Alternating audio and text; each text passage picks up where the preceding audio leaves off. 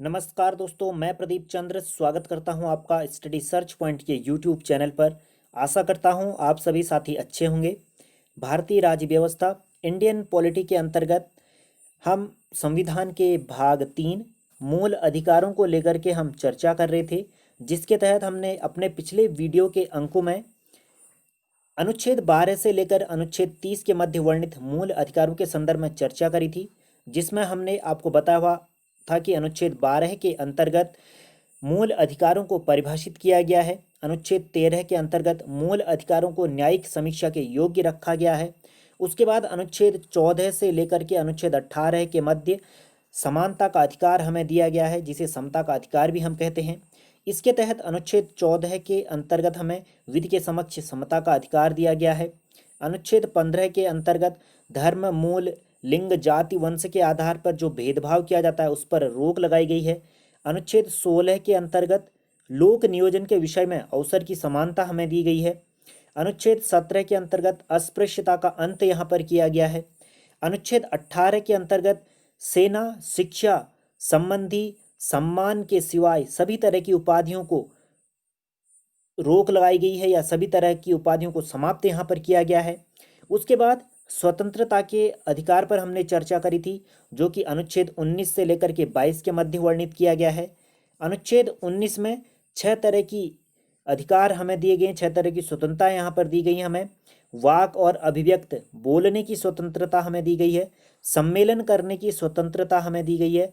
संघ बनाने की स्वतंत्रता हमें दी गई है। संचरण यानी कि घूमने की स्वतंत्रता हमें दी गई है। निवास करने की, रहने की स्वतंत्रता हमें दी गई है। और वृत्ति यानी व्यापार, रोजगार करने की स्वतंत्रता हमें दी गई है। तो 6 तरह की स्वतंत्रताएं हमें दी गई हैं अनुच्छेद 19 के अंतर्गत, जो कि पहले 7 मूल तरह की स्वतंत्रता हमें दी गई थी। इसके बाद अनुच्छेद 20 के अंतर्गत दोष सिद्धि के संदर्भ में संरक्षण हमें दिया गया है। अनुच्छेद 21 के अंतर्गत प्राण और दैहिक स्वतंत्रता का संरक्षण हमें दिया गया है। अनुच्छेद 21 के ए के अंतर्गत प्रारंभिक शिक्षा का अधिकार भी हमें दिया गया है। इसके अलावा अनुच्छेद 22 के अंतर्गत हमें कुछ दशाओं में गिरफ्तारी और उस पर रोक को लेकर के हमें संरक्षण प्रदान किया गया है। इसके बाद हमने बात करी थी शोषण के विरुद्ध अधिकार की, जो कि अनुच्छेद 23 से लेकर के 24 के मध्य वर्णित है। इसमें एक तो बेगार पर, और जिसे हम बलात् श्रम के नाम से जानते हैं, ठीक है, बलात् श्रम को प्रतिषेध किया गया है, बलात् श्रम पर रोक लगाई गई है, यानी कि बेगार बिना मजदूरी के रोजगार कराना अपराध माना गया है, उस पर रोक लगाई गई है।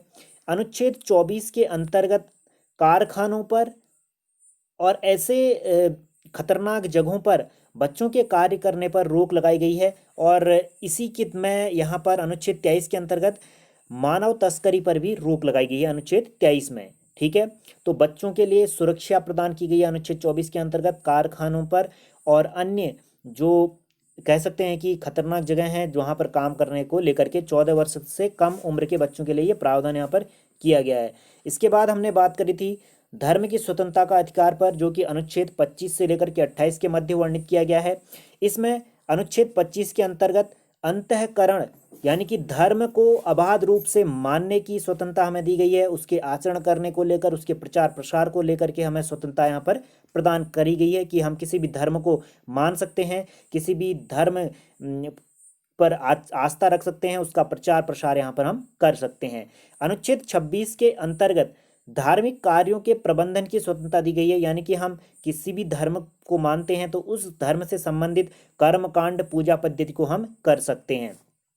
अनुच्छेद 27 के अंतर्गत किसी भी धर्म की अभिवृद्धि के लिए करों करों पर रोक लगाई गई है, यानी कि राज्य के द्वारा किसी भी धर्म से जबरन कर वसूल नहीं किया जाएगा, और जो भी दान वहाँ पर दिया जाता है धार्मिक संस्थानों को, तो उनसे किसी भी तरह का कर वसूल यहाँ पर नहीं किया जाएगा। और राज्य सरकार सभी को इन अपने अपने धर्मों की रक्षा करने का अधिकार यहाँ पर देती है, सभी को आगे बढ़ने के अवसर यहाँ पर प्रदान करती है। अनुच्छेद 28 की अगर हम बात करते हैं तो अनुच्छेद 28 में कुछ शिक्षा जो संस्थान हैं उन पर धार्मिक या धार्मिक उपासना में से संबंधित जो कार्यक्रम होते हैं उन पर उपस्थिति को लेकर के स्वतंत्रता यहाँ पर दी गई है, यानी कि अगर किसी की इच्छा हो तो उस धार्मिक सम्मेलन में वो भाग ले सकता है, अन्यथा वो जबरन उसको उन धार्मिक अनुष्ठानों पर या कार्यों पर शामिल नहीं किया जा सकता। ये शिक्षा के संदर्भ में बात हो रही, ठीक है, शिक्षा संस्थानों पर, ठीक है। इसके अलावा हमने बात करी थी संस्कृति और शिक्षा संबंधी अधिकार को लेकर के, जो कि अनुच्छेद 29 और 30 में वर्णित किया गया है। अनुच्छेद 29 में अल्पसंख्यकों की भाषा, लिपि और संस्कृति की सुरक्षा के संदर्भ में यहाँ पर बात कही गई है। अनुच्छेद 29 में अल्पसंख्यकों की भाषा, उनकी लिपि और शिक्षा और संस्कृति संबंधी सुरक्षा यहाँ पर प्रदान की गई है। अनुच्छेद 30 की अगर हम बात करते हैं तो अनुच्छेद 30 में शिक्षण संस्थानों की स्थापना और उनके प्रशासन पद्धति को लेकर के अल्पसंख्यक वर्गों को अधिकार यहाँ पर दिए गए हैं कि वह अपनी भाषा के आधार पर, संस्कृति के आधार पर शिक्षण संस्थानों की स्थापना कर सकते हैं, उनका प्रशासन कर सकते हैं। इस तरह का अधिकार अल्पसंख्यक वर्ग के लोगों को यहाँ पर दिया गया है अनुच्छेद 30 के अंतर्गत। उसी क्रम में अब हम आज के अपने इस वीडियो के अंक में बात करेंगे अनुच्छेद 32 के अंतर्गत जो संवैधानिक उपचारों का अधिकार दिया गया है उस पर हम चर्चा करेंगे। इससे पहले एक जो अनुच्छेद यहाँ पर बचा हुआ अनुच्छेद 31, वह यहाँ पर अब निरस्त हो गया, उसको निरस्त किया गया है, क्योंकि अनुच्छेद 31 के अंतर्गत हमें संपत्ति का अधिकार प्रदान किया गया था, जो है कि आपके 44वें संविधान संशोधन 1978 के द्वारा संविधान के भाग 12 के तहत अनुच्छेद 300 के ए के अंतर्गत कानूनी अधिकार के तौर पर शामिल किया गया है। 44वां संविधान संशोधन 1978 में अनुच्छेद 31 के अंतर्गत वर्णित संपत्ति के अधिकार को संविधान के भाग 12 के अंतर्गत अनुच्छेद 300 के ए के अंतर्गत शामिल किया गया है, जो कि एक कानूनी अधिकार प्रदान किया गया है, ठीक है। अब हम बात करते हैं अनुच्छेद 32 के अंतर्गत वर्णित संवैधानिक उपचारों के अधिकार को लेकर के। संवैधानिक उपचारों का अधिकार की हम यहाँ पर बात कर रहे हैं, तो जैसा कि नाम से ही यहाँ पर स्पष्ट हो रहा है, उपचार यानी कि अधिकार जो हमें प्रदान किए गए हैं, उनकी सुरक्षा को लेकर के जो गारंटी प्रदान की गई है उसके बारे में यहाँ पर हम बात करेंगे। उच्चतम न्यायालय ने यहाँ पर व्यवस्था की है कि अनुच्छेद 32 में जो संविधान की मूल विशेषताएं हैं, जिसके तहत जो भी सरकार के द्वारा संशोधन किए जाते हैं, उसके तहत संविधान संशोधन के तहत इन मूल विशेषताओं को बदला नहीं जा सकता है। इनमें 4 तरह के प्रावधान यहाँ पर किए गए हैं। एक तो मूल अधिकारों के संदर्भ में जो परिवर्तन किया जाएगा, जो समुचित कार्रवाई होगी, उसको उच्चतम न्यायालय के सामने प्रस्तुत करने का अधिकार जो है वो प्रत्याभूत होगा, यानी कि एक जरूरी तरह से उसको मानना होगा ताकि वो किसी भी तरह के अधिकारों का हनन ना कर सके। इसके अलावा जो दूसरा यहाँ पर प्रावधान किया गया है, वो उच्चतम न्यायालय ने ऐसा प्रावधान किया गया है कि किसी भी मूल अधिकार के संदर्भ में निर्देश या आदेश, हम कह सकते हैं कि दिशा निर्देश जारी करना या आदेश जारी करना का अधिकार यहाँ पर उच्चतम न्यायालय को होगा, और इसके संदर्भ में वो यहाँ पर रिट यहाँ पर शामिल की जाएंगी इसमें। और इसमें 5 तरह की रिटें शामिल की जाती हैं। एक बंदी प्रत्यक्षीकरण, परमादेश, प्रतिषेध, उत्प्रेक्षण और अधिकार प्रेक्षा। तो ये 5 तरह की रिटें यहाँ पर प्रदान की जाती हैं।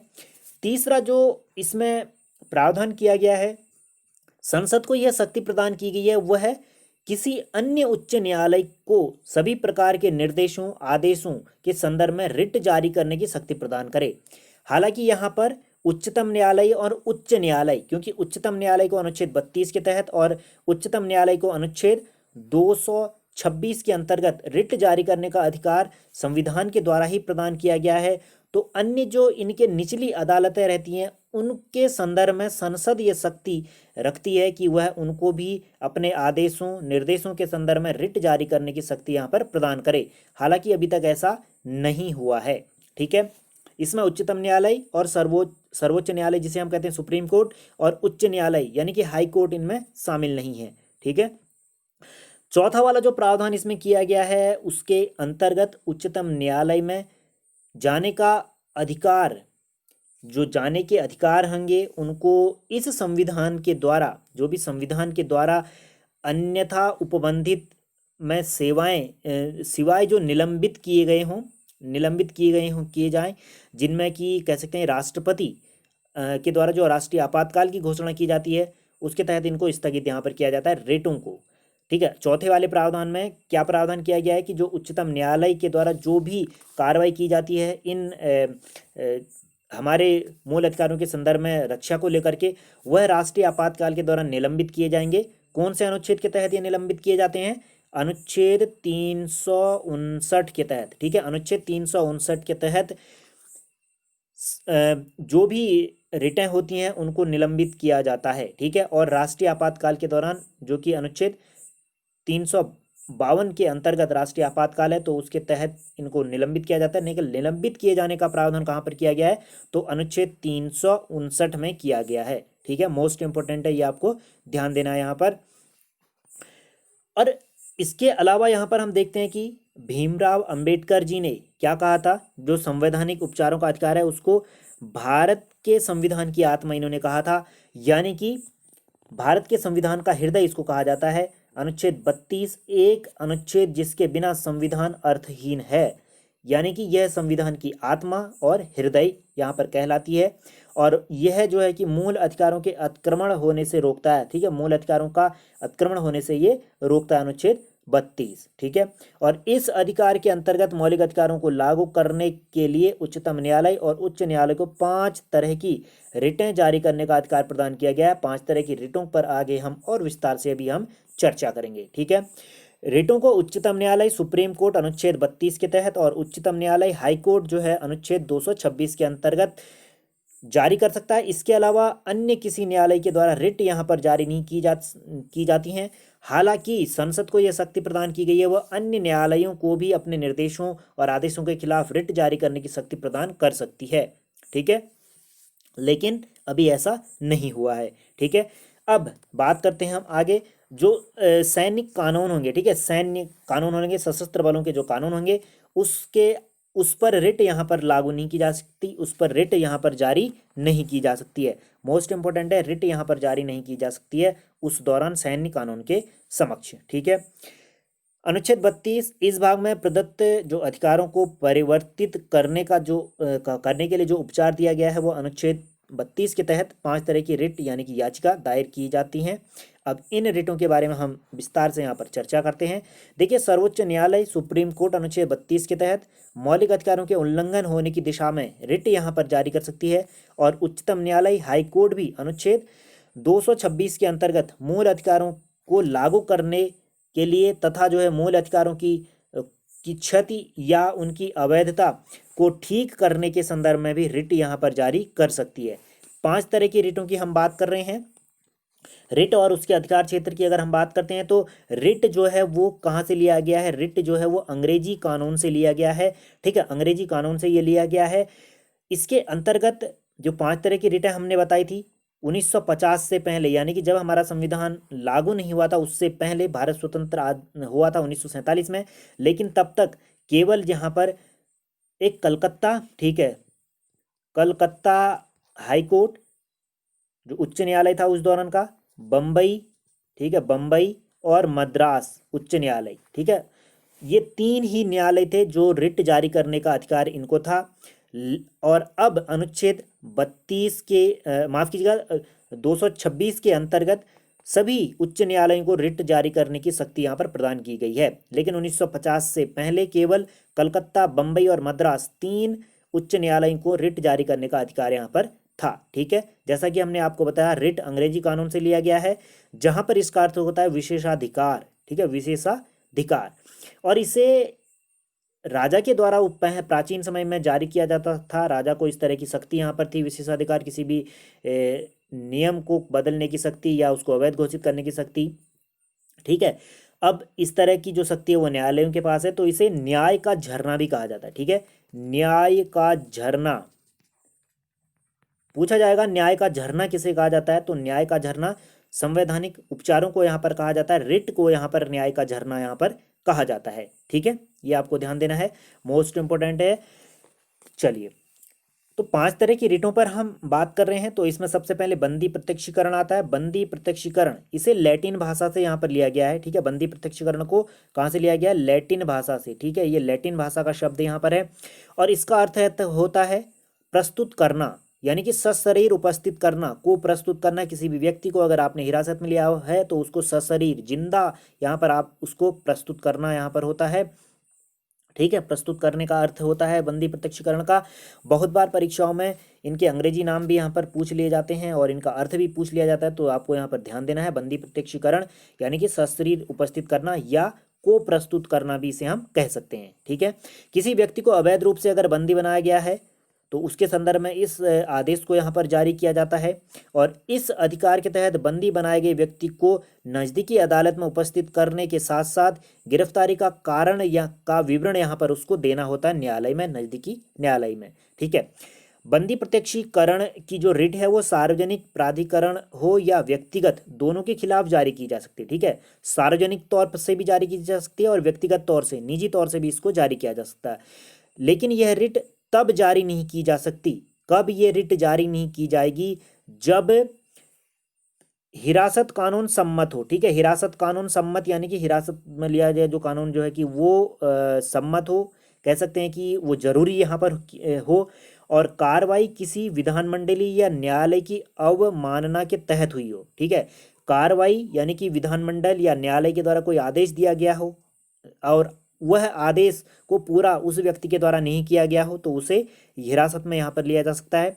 इसके अलावा न्यायालय का क्षेत्र के द्वारा हिरासत में लिया गया हो या हिरासत न्यायालय के क्षेत्र से बाहर से हुई हो तो उस संदर्भ में ये यहाँ पर इस तरह की रिट को जारी नहीं किया जा सकता। ठीक है, या तो न्यायालय के द्वारा हिरासत में लिया गया हो, स्वयं न्यायालय के द्वारा, ठीक है, और हिरासत न्यायालय के न्याय क्षेत्र से बाहर हुई हो तो तब भी उसमें, उस संदर्भ में उस क्षेत्र की न्यायालय रिट नहीं जारी नहीं कर सकती।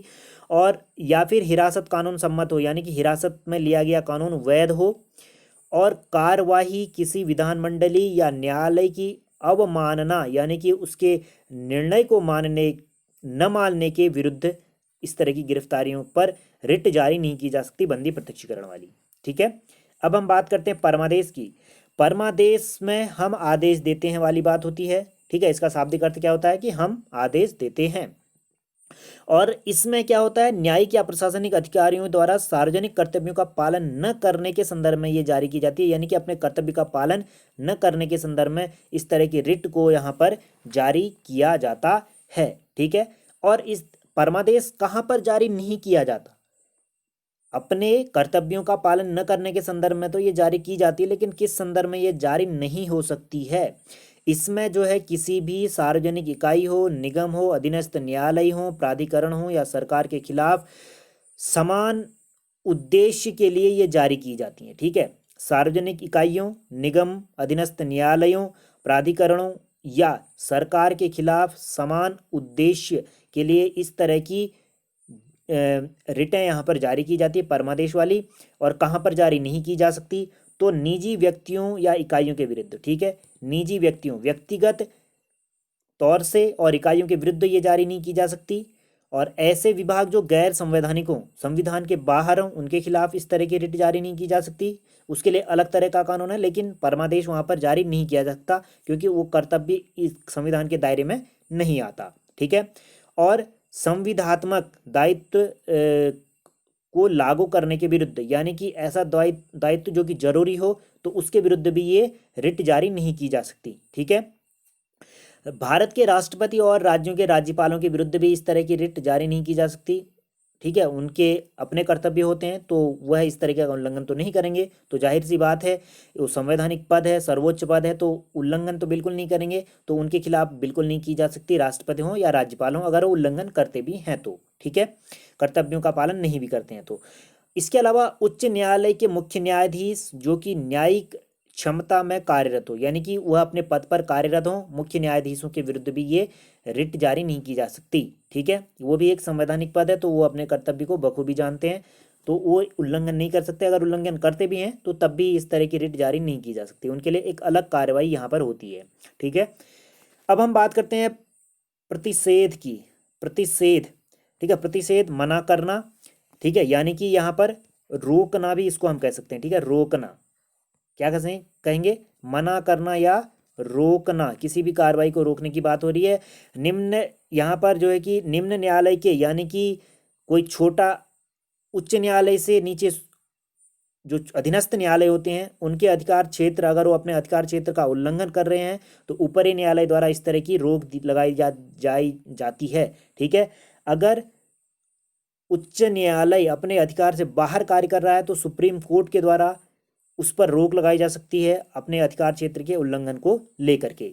ठीक है, तो इसमें और क्या क्या यहाँ पर है प्रतिषेध में, जैसा कि हमने आपको बताया, ये केवल कहाँ पर जारी की जाएगी, ये न्यायिक और अर्ध न्यायिक प्राधिकरणों के विरुद्ध ही जारी की जाती है प्रतिषेध। ठीक है, प्रतिषेध की हम बात करें, जो प्रतिषेध है वह या तो न्यायिक क्षेत्र हो या अर्ध न्यायिक क्षेत्र हो, उनके विरुद्ध ही इस तरह की रिट जारी की जाती है। और यह प्रशासनिक प्राधिकरणों, विधायी निकायों और निजी व्यक्ति या निकायों के खिलाफ उपलब्ध नहीं होती। ठीक है, प्रशासनिक प्राधिकरणों के खिलाफ, जो प्रशासनिक इकाइयां हैं, विधायी निकायों के खिलाफ और निजी व्यक्तियों और निकायों के खिलाफ इस तरह की रिट जारी नहीं की जा सकती। प्रतिषेध केवल न्यायिक और अर्ध न्यायिक प्राधिकरण इकाइयों के खिलाफ ये की जाती है, जैसे कि सर्वोच्च न्यायालय उच्च न्यायालयों के विरुद्ध, उच्च न्यायालय अधीनस्थ न्यायालयों के विरुद्ध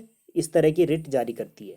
ठीक है, अब बात करते हैं उत्प्रेक्षण की। उत्प्रेक्षण का अर्थ यहाँ पर क्या होता है कि सूचना देना, लेख और अधिक सूचित करना। ठीक है, सूचना देना, प्रमाणित होना, इस तरह का सूचना देना, प्रमाणित होना, लेख या और अधिक सूचित करना उत्प्रेक्षण का अर्थ होता है। और इसमें कार्य पूर्ण होने के बाद निम्न न्यायालय के जो कागजात हैं वो ऊपरी न्यायालय के द्वारा जांच की जाती है और उस संदर्भ में वो और जानकारी भी यहाँ पर मांग सकती है। और इस रिट के तहत लंबित मुकदमों से जुड़े हुए कागजात और अन्य सबूत भी उच्च न्यायालय में भेजे जा सकते हैं। ठीक है, यानी कि इसमें क्या है कि कोई भी अगर न्यायालय है, प्राधिकरण है, लंबित मामले हैं, उनके स्थानांतरण को जो है सीधे या पत्र के द्वारा जारी किया जा सकता है उच्च न्यायालय के द्वारा अपने अधीनस्थ न्यायालयों के खिलाफ। ठीक है, और इस तरह का प्रतिषेध को जो है कि हटा करके जो केवल निवारण है उसे उत्प्रेक्षण, निवारण और सहायता दोनों तरह इसका प्रयोग यहाँ पर किया जाता है। ठीक है, इसमें क्या हुआ था, उत्प्रेक्षण को लेकर के एक बात यहाँ पर है, उत्प्रेक्षण की रिट सिर्फ न्यायिक या अर्ध न्यायिक प्राधिकरणों के खिलाफ जारी की जा सकती है, जैसा कि प्रतिषेध के मामले में हमने आपको बताया था, और ये प्रशासनिक इकाइयों के खिलाफ नहीं होती है। हालांकि 1991 में उच्चतम न्यायालय सुप्रीम कोर्ट ने यह व्यवस्था दी थी कि जो उत्प्रेक्षण होगा वो व्यक्तियों के अधिकारों को प्रभावित करने वाले प्रशासनिक अधिकारणों के खिलाफ जारी की जा सकती है। अगर व्यक्तियों के अधिकारों को प्रभावित कर रही है तो प्रशासनिक प्राधिकरणों के खिलाफ भी उत्प्रेक्षण रिट जारी की जा सकती है। सूचना देना यानी कि प्रमाणित करना जो भी मामले हैं उनकी सुनवाई को, ठीक है, उत्प्रेक्षण के तहत आती है। और प्रतिषेध की तरह उत्प्रेक्षण भी एक विधि, निकाय, निजी व्यक्तियों और इकाइयों के विरुद्ध नहीं लगाया जा सकता। ठीक है, क्योंकि इसमें ये न्यायालय और कागजात लेखों के संदर्भ में यहाँ पर बात होती है। ठीक है, अब हम बात करते हैं अधिकार प्रेक्षा की। अधिकार प्रेक्षा, तुम्हें क्या अधिकार है, इसका अर्थ यहाँ पर होता है। ठीक है, अधिकार प्रेक्षा, ठीक है, इसको प्राधिकृत भी कहते हैं। ठीक है, प्राधिकृत या वारंट भी इसको कहते हैं। ठीक है, वारंट के द्वारा, ठीक है, वारंट के द्वारा अधिकार प्रेक्षा यानी वारंट के द्वारा तुम्हें क्या अधिकार है, इसे हम कहेंगे।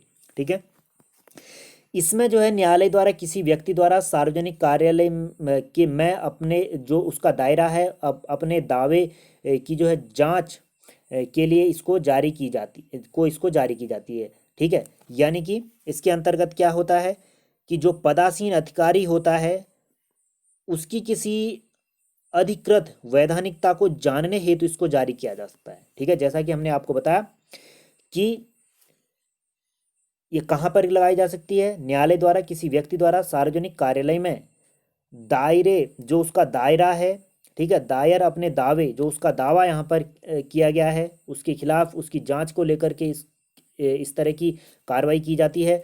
और यह किसी व्यक्ति द्वारा लोक कार्यालय के वैध अनाधिकार है उसके ग्रहण करने से यहाँ पर उसको रोकता है। ठीक है, यानी कि कोई व्यक्ति है अगर उसके अधिकार का यहाँ पर हनन हो रहा है कह सकते हैं सार्वजनिक क्षेत्र में, तो वह अपने दावे की जांच के लिए इस तरह की रिट को यहाँ पर जारी करवा सकता है। ठीक है, अन्य 4 रिटों को हटा करके इस तरह की रिट जो है किसी भी इच्छुक व्यक्ति द्वारा जारी की जा सकती है। ठीक है, न कि पीड़ित व्यक्ति के द्वारा, किसी भी इच्छुक व्यक्ति द्वारा जारी किया जा सकता है, न कि किसी पीड़ित व्यक्ति द्वारा। 4 रिटों की हमने बात करी थी, बंदी प्रत्यक्षीकरण, परमादेश, प्रतिषेध और उत्प्रेक्षण।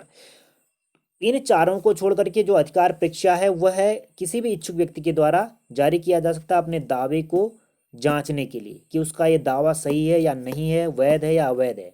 ठीक है, इस तरह का जो अधिकार दिया गया है वो अधिकार प्रेक्षा में दिया गया है। तुम्हें क्या अधिकार है, ठीक है, किस अधिकार पर आप इस दावे को कर रहे हैं।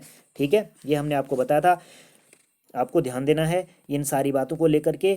मौलिक अधिकारों का संरक्षक सर्वोच्च न्यायालय को यहाँ पर माना जाता है और मौलिक अधिकारों को अनुच्छेद 368 द्वारा संशोधित किया जा सकता है लेकिन नष्ट नहीं किया जा सकता। ठीक है, अनुच्छेद 368 जो कि इस संविधान संशोधन की प्रक्रिया के बारे में बात कही गई है 368 में, इसके द्वारा संशोधित किया जा सकता है लेकिन नष्ट यहाँ पर नहीं किया जा सकता है। मोस्ट इंपोर्टेंट है, ये आपको यहाँ पर ध्यान देना है। ठीक है, तो ये बातें रही थी यहाँ पर रिटों को लेकर के, जो भी महत्वपूर्ण बातें थी हमने इस वीडियो के अंक में शामिल करने की कोशिश करी। अब आखिर में चलते चलते अनुच्छेद 35 तक की हम बात कर लेते हैं। अनुच्छेद 32 में क्या बात कही गई है वो हम बता चुके हैं। अनुच्छेद 33 की अगर हम यहाँ पर हम बात करते हैं तो अनुच्छेद 33 के अंतर्गत जो भी अधिकार हमें दिए गए हैं उनके संशोधन की शक्ति संसद को यहाँ पर दी गई है। ठीक है, मौलिक अधिकारों को संसद के द्वारा संशोधित करने की शक्ति कौन से अनुच्छेद में वर्णित है? अनुच्छेद 33 में वर्णित की गई है। ठीक है, अनुच्छेद 34 की बात करते हैं। अनुच्छेद 34 में जो भी अधिकार हमें प्रदान किए गए हैं उनकी स्थितियों को रोकने जब किसी भी स्थान पर सैन्य शासन लगाया गया हो। ठीक है, यानी कि हमारे द्वारा प्रदान किए हमें प्रदत्त अधिकारों को रोका जा सकता है जब किसी स्थान पर सैन्य प्रशासन लगाया गया हो। ठीक है, कौन से अनुच्छेद के अंतर्गत हमारे अधिकारों पर रोक लगाई जाती है जब सैन्य प्रशासन लगाया गया हो? तो अनुच्छेद 34 के अंतर्गत इस तरह की रोक लगाई गई है। ठीक है, अब हम बात करते हैं अनुच्छेद 35 की। अनुच्छेद 35 में प्रावधान बनाए गए हैं कि जो भी अधिकार हमें दिए गए हैं उनको प्रभावी बनाने संबंधी विधियां वर्णित की गई हैं। ठीक है, यानी कि हमारे जो अधिकार प्रदान किए गए हैं उनको किस तरह से प्रभावी बनाया जाएगा उसके संदर्भ में यहाँ पर विधान यानी कि कानून दिशा निर्देश दिए गए हैं। ठीक है, बताए गए हैं, विधान बताया गया है, कानून यहाँ पर बताया गया है। ठीक है, ये अनुच्छेद 35 के अंतर्गत वर्णित किया गया है। तो ये सारी बातें आपको ध्यान देना है। अगले वीडियो के अंक में हम बात करेंगे अनुच्छेद 36 से अनुच्छेद 51 के मध्य वर्णित राज्य के नीति निदेशक तत्वों के बारे में। ठीक है, और ये संविधान के भाग 4 में वर्णित किए गए हैं। नीति निदेशक तत्व हमने कहाँ से लिए हैं? तो आयरलैंड के संविधान से हमने इनको ग्रहण किया हुआ है। तो अपने अगले वीडियो के अंक में हम बात करेंगे राज्य के नीति निदेशक तत्वों के बारे में। उम्मीद है मूल अधिकारों से संबंधित ये वीडियो के अंक आपको पसंद आए होंगे। हमने कोशिश करी है जितने भी महत्वपूर्ण चीज़ें हो सकती हैं मूल अधिकारों को लेकर के अपने इन वीडियो के अंकों में शामिल करने की। तो मिलते हैं अपने अगले वीडियो के अंक के साथ, तब तक के लिए नमस्कार, जय हिंद, जय भारत, स्वस्थ रहें, मुस्कुराते रहें।